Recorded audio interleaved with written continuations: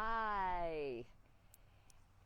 It is day 41 of 64 Days of Peace, and today's topic, while I am down in hill country, Texas, by the Frio River, out on a motorcycle ride. I'm going to put my glasses on for a moment. And today's topic is openness. Openness.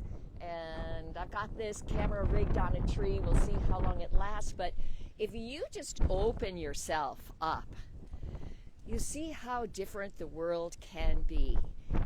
With the glasses on, I am not fully open. When I open myself, I open my eyes and be able to see the beauty that is all around me. In Michael Chekhov's world, the most basic thing we learn is that we can be closed and we can have openness. And both are essential. The movement into the closure can be like a cocoon. If you're open to the value and the gifts that a contraction can give, it can be an opening all by itself. When we open up into an expansion, we can receive, we can radiate, we can send our light and our gifts out. If we have a closed mind, if we contract our mind and we have a closed gaze, our ability to connect with people, to build a sense of peace, to build a sense of community, of connection is so limited. When we open our eyes, we can see the openness of mind, the openness of heart, the openness of our actions, transparency. Can you imagine if we had a greater level of openness about who we really are, about the needs that we truly have, and our motivations for activities? Openness. What's going on?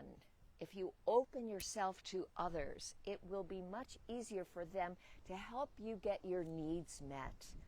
And if you are open to other people's needs and thoughts and feelings, then you can help them get their needs met. And it's a win-win.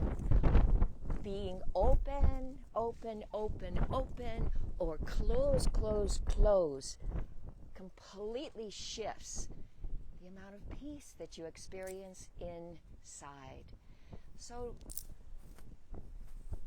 what would you like to do to expand your openness? When you get into a conversation with someone who you know you disagree with, are you willing to open your mind? Are you willing to open your heart to a stranger?